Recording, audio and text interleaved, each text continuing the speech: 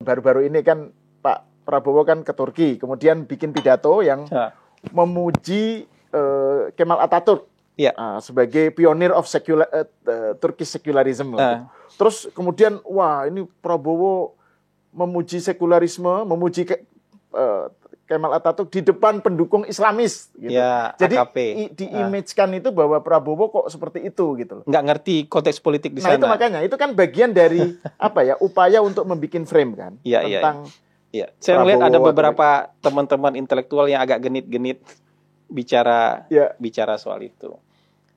Itu contoh bagaimana di kalangan intelektual itu framing itu juga mungkin mereka juga terjadi gitu.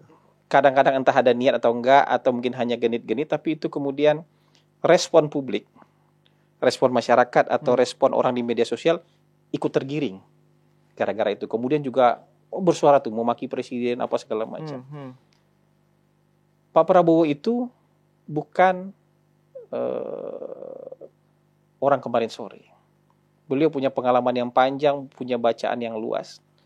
Dan ketika mendatangi Turki, beliau tuh punya informasi yang sangat lengkap tentang kultur sosial politiknya Turki. Beliau memuji Mustafa Kemal Atatürk karena Mustafa Kemal adalah bapak modernisasi dan bapak Republik Turki. Gak ada yang bisa nafikan itu, AKP sekalipun. Karena mungkin hanya di sini yang memisahkan antara bapak Republik dengan soal Islam gak Islamnya itu. Karena foto Mustafa Kemal itu ada di mana-mana. Kalau ada foto Erdogan, di sebelah sininya ada foto Mustafa Kemal Atatürk. Di VIP bandara, di ruang-ruang kantor pemerintah, bahkan ketika di ruang kredensial Ketua Majelis Agung Nasional itu, Pak Prabowo duduk bersama Ketua Majelis Agung Nasional, di atasnya itu ada sculpture-nya, mukanya, patung mukanya Mustafa Kemal Atatürk. Mengagumi Mustafa Kemal itu terlepas dari apapun aliran agama dan kepercayaan kalau buat Turki. Karena dia bapak Republik Turki. Bahkan kaum partai-partai Islamis partai-partai Islam tidak bisa kemudian merendahkan Mustafa Kemal Atatürk. Sama kayak kita menganggap Bung Karno. Iya, betul. Tapi Pak Prabowo mengagumi Mustafa Kemal Atatürk sekaligus juga mengagumi Mehmet Al-Fatih. Pendiri Khilafah Utsmani ya? Bukan pendiri, orang yang membawa kebesaran Khalifah Utsmani bisa betul. menjebol benteng Konstantinopel. Kan pahlawan terbesar di zaman Ottoman itu Mehmet Al-Fatih. Dan beliau itu dikagumi oleh Felix Xiao. Iya. Dan itu yang dikagumi oleh yang khilafah lah. Tapi sebagai dalam konteks seorang negarawan, dua orang ini dikagumi oleh Pak Prabowo. Dan ketika Pak Prabowo berpidato itu mungkin 16-17 kali tepuk tangan loh. Dan yang tepuk tangan itu kan orang AKP sebagian besar gitu. Dan ketika misalnya selesai pidato, saya bicara dengan Dubes Turki untuk Indonesia, dia bilang, iya itu tadi pidato dari hati tuh.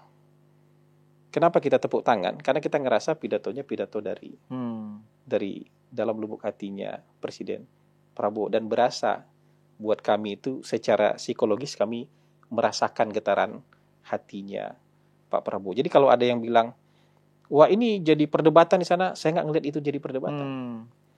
Mahkam Mustafa Kemal itu luar biasa besar di Ankara, itu dikunjungi oleh bejibun warga Turki setiap hari. Saya waktu ke sana aja ngantri buat masuk ke makam Kanit Kabir itu, makamnya Mustafa Kemal Atatürk itu. Jadi ini kayak kita mengagumi Bung Karno dan Falatehan sekaligus gitu. Kira-kira gini, dalam ruang lingkup yang berbeda, seperti kita mengagumi Bung Karno dan Falatehan sekaligus. Gitu. Nggak harus terkotak-kotak dengan apapun. Dan partai Islam di Turki menurut saya nggak seperti yang dibayangkan oleh kita. Di sana di Ankara itu juga siswi pakai rok pendek aja, merayakan wisuda, datang ke makam Atatürk biasa aja. Waktu kita state dinner itu yang melayani makan kita sebagian besar tidak pakai kerudung. Ya ketika kita disodorkan hiburan di sana, ada orkestra, Ya, ada tari tradisional laki-laki perempuan gandengan tangan, nari tradisional. Tidak seperti yang kita bayangkan yang serba rumit, serba kusut. Biasa-biasa aja.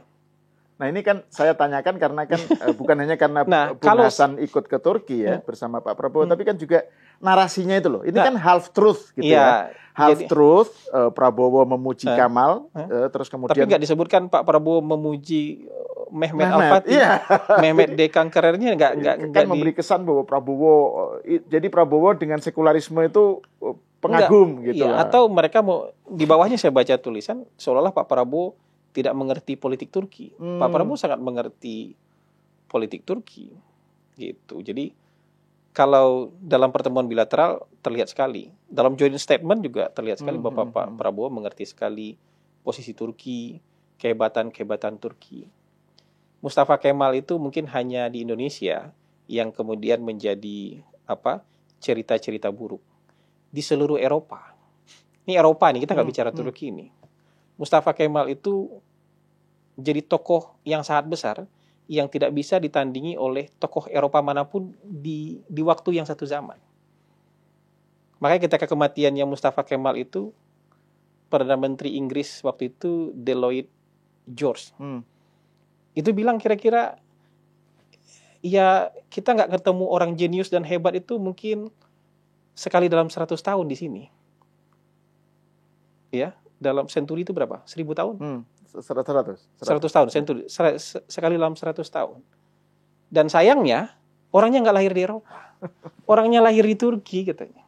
Dan nggak ada tokoh Eropa modern yang kira-kira menandingi kalibernya Mustafa Kemal Atatürk. Dan buat pejuang-pejuang Indonesia, Mustafa Kemal adalah inspirasi revolusioner.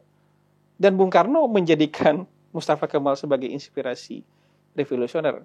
Dan Bung Karno, apapun aliran politik Bung Karno pada saat itu, orang hari ini bisa nggak menafikan Bung Karno? Nggak bisa. Apapun aliran politik hari ini, mau Islam, mau Kristen, mau Buddha, mau nasionalis, mau sosialis, bisa nggak menafikan perannya Bung Karno? Nggak bisa. Begitu juga di Turki. Jadi memuji Mustafa Kemal di sana sama kayak memuji Bung Karno di sini gitu. Dan figur dia figur internasional yang jauh lebih besar dan diakui oleh Eropa. Churchill kagum sama dia, Ayub Khan kagum sama dia, Jawaharlal Nehru punya testimoni yang luar biasa soal dia. Sebut aja nama satu-satu. John F. Kennedy punya testimoni yang luar biasa soal Mustafa Kemal Atatürk. Nah, yang kayak gitu aja itu kan bisa dipelintir ya. Nah, itu dipelintir menjadi half truth. Nah, itu kan ini perang kognisi itu.